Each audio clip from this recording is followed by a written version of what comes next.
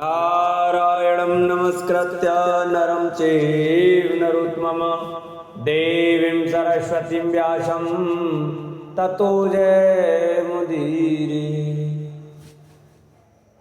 शान्ताकारं भुजगशयनं पद्मनाभं सुरेशं विश्वाधारं गगनसदृशं मेघवर्णशुभाङ्गं लक्ष्मीकान्तकमलनयनं योगविद्यार्णगम्यं वन्दे विष्णु भवभयहरं सर्वलोकैकनाथं। श्री सुखदेव जी कहते हैं, राजन महाराज भरत बड़े ही भगवत भक्त थे। भगवान ऋषभ देव ने अपने संकल्प मात्र से उन्हें पृथ्वी की रक्षा करने के लिए नियुक्त कर दिया। उन्होंने उनकी आज्ञा में स्थित रहकर विश्वरूप की कन्या पंचजनी से विवाह किया। जिस प्रकार तामस अहंकार से शब्दादि 5 भूत तन्मात्र उत्पन्न होते हैं, उसी प्रकार पंचजनी के गर्भ से उनके सुमते राष्ट्रव्रत, सुदर्शन, आवरण और धूम्रकेतु नामक 5 पुत्र हुए, जो सर्वथा उन्हीं के समान थे। इस वर्ष को, जिसका नाम पहले अजनाभ वर्ष था, राजा भरत के समय से ही भारतवर्ष कहते हैं। महाराज भरत बहुज्ञ थे। वे अपने अपने कर्मों में लगी हुई प्रजा का अपने बाप दादा के समान स्वधर्म में स्थित रहते हुए अत्यंत वात्सल्य भाव से पालन करने लगे।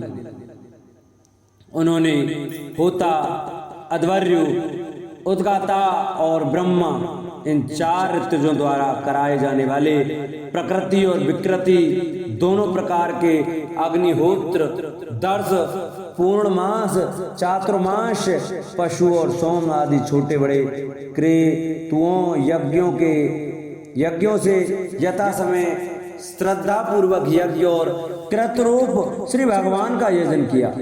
इस प्रकार अंग और क्रियाओं के सहित भिन्न भिन्न यज्ञों के अनुष्ठान के समय जब अध्वर्युगण आहुति देने के लिए हवि हाथ में लेते, तो यजमान भरत उस यज्ञ कर्म में होने वाले पुण्य रूप फल को यज्ञ पुरुष भगवान वासुदेव के अर्पण कर देते थे। वस्तुतः वे परब्रह्म ही इंद्रादि समस्त देवताओं के प्रकाशक, मंत्रों के वास्तविक प्रतिपाद्य तथा उन देवताओं के भी नियामक होने से मुख्य कर्ता एवं प्रधान देव हैं। इस प्रकार अपनी भगवत दर्पण बुद्धि रूप कुशलता से हृदय के राग द्वेषादि मलों का मार्जन करते हुए वे सूर्यादि सभी यज्ञ भोक्ता देवताओं का भगवान नेत्रादि अवयवों के रूप में चिंतन करते थे। इस तरह कर्म की शुद्धि से उनका अंतःकरण शुद्ध हो गया था।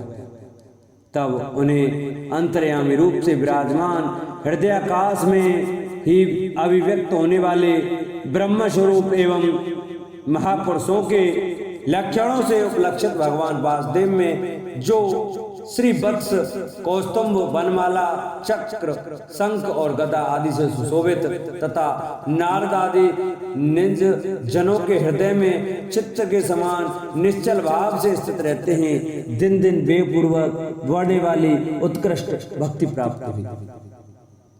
इस प्रकार 1 करोड़ वर्ष निकल जाने पर उन्होंने राजभोग का प्रारब्ध क्षीण हुआ जानकर अपनी भोगी हुई वंश परंपरागत संपत्ति को यथायोग पुत्रों में बांट दिया।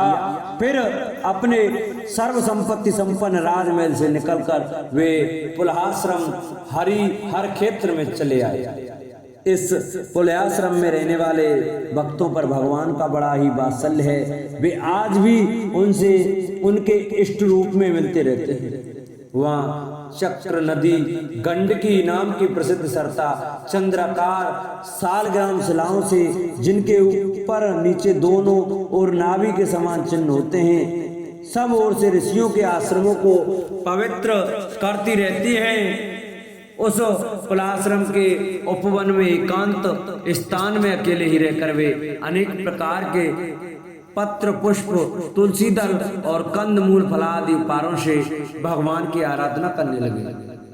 इससे उनका अंतःकरण समस्त विषया विलासाओं से निवृत्त होकर शांत हो गया और उन्हें परम आनंद प्राप्त हुआ। इस प्रकार जब वे नियम पूर्वक भगवान की परिचर्या करने लगे तब उससे प्रेम का वेग बढ़ता गया, जिससे उनका हृदय द्रवीभूत होकर शांत हो गया। आनंद के प्रबल वेग से शरीर में रोमांच होने लगा तथा उत्कंठा के कारण नेत्रों में प्रेम के आंसू मड़ाए, जिससे उनकी दृष्टि रुक गई। अंत में जब अपने प्रीतम के अरुण चरणार बिंदों के ध्यान से भक्ति योग का आविर्भाव हुआ तब परमानंद से सराबोर हृदय रूप गंभीर सरोवर में बुद्धि के डूब जाने से उन्हें उस नियम पूर्वक की जाने वाली भगवत पूजा का भी स्मरण न रहा। इस प्रकार वे भगवत सेवा के नियम में तत्पर ही रहते थे। शरीर पर कृष्ण मृग चर्म धारण करते थे तथा त्रिकाल स्नान के कारण भीगते रहने से उनके केस भूरी भूरी घुंघराली लटों में परिणत हो गए थे, जिनसे वे बड़े ही सुहावने लगते थे। वे उदित हुए सूर्य मंडल में सूर्य संबंधिनी ऋचाओं द्वारा ज्योतिर्मय परम पुरुष भगवान नारायण की आराधना करते और इस प्रकार कहते, भगवान सूर्य का कर्म फलदायक तेज प्रकृति से परे है। उसी ने संकल्प द्वारा इस जगत की उत्पत्ति की है, फिर वही अंतर्यामी रूप से इसमें प्रविष्ट होकर अपनी चित्त शक्ति द्वारा विषय लोलुप जीवों की रक्षा करता है। हम उसी बुद्धि प्रवर्तक तेज की शरण लेते हैं। बोलो भागवत भगवान की जय। प्रिय भक्तजनों, आज की कथा को हम यहीं विश्राम देते हैं। कल की कथा में हम आपको सुनाएंगे भरत जी का मृग में मोह में फंसकर मृग योनि में जन्म लेना। कल इस कथा का वर्णन सुनाएंगे। तो सभी भक्तजन हमारी श्रीमद् भागवत महापुराण की कथा को प्रतिदिन बड़े श्रद्धा भाव और प्रसन्नचित मन से सुने, क्योंकि श्रीमद् भागवत महापुराण की कथा श्रवण करने से हमें मोक्ष की प्राप्ति होती है, हमारे सभी पाप दूर हो जाते हैं। आइए भक्तों, कथा को विश्राम करते हैं। जो भक्त हमारे चैनल पर नए जुड़े हैं, जिन्होंने अभी तक चैनल को सब्सक्राइब नहीं किया है, वो चैनल को सब्सक्राइब करें, वीडियो को लाइक करें और कमेंट में ओम नमो भगवते वासुदेवाय अवश्य लिखें। बोलो भागवत भगवान की जय।